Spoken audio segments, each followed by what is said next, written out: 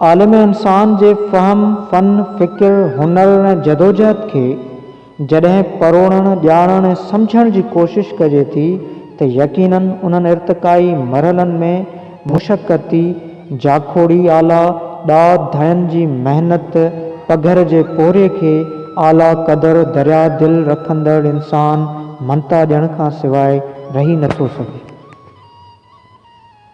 दुनिया जी तारीख़ ते ॾींहुं राति हिकु करे इंतिहाई संजीदगीअ सां आलिम इंसान जी तहज़ीब, तमदुन ऐं सक़ाफ़त ते पंहिंजो सभु कुझु अर्पे छॾींदड़ स्कॉलर, मुहक़िक़, तारीख़दान ऐं आर्कियोलॉजी जे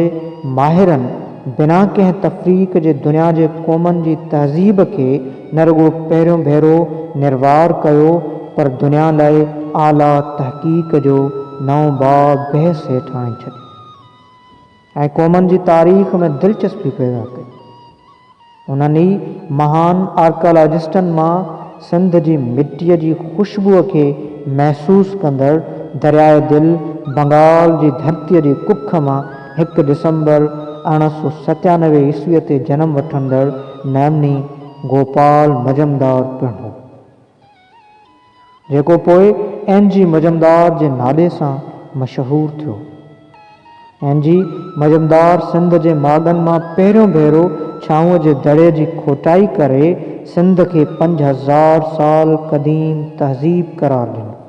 छाऊं जे दड़े समेत इंडस वैली सिविलाइज़ेशन जे मुख 62 जायुनि ते खोजना करे सिंध जे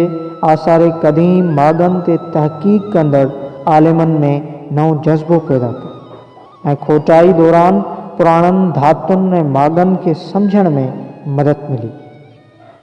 संदसि कयल जाखोड़ मां वधीक आगाटा 100 खनि बाग निर्वार थिया। मिस्टर NG मजमदार खे sir John Marshall, Rai Bahadur, दियाराम Sahni, doctor NGH मैकी सां कमु करण जो शानदार मौक़ो मिलियो। हिन सिंध जे क़दीम आसारनि जी खोजना करे अंग्रेज़ीअ में द एक्सप्लोरेशन इन सिंध नाले शानदार किताब लिखियो, जेको पोइ सिंध जे ॾाहे मोहतरम अता मोहम्मद बम्बरे क़दीम खंडरनि जी खोटाईअ जे नाले सां पिणु शाया करायो। हिन सिंध जे आर्कियोलॉजी जे मोहसिन NG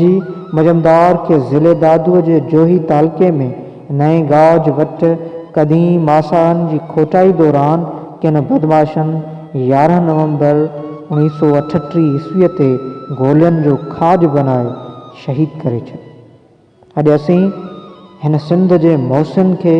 वाखाण चैनल तरफ़ां ख़राज तहसीन पेश करियूं था।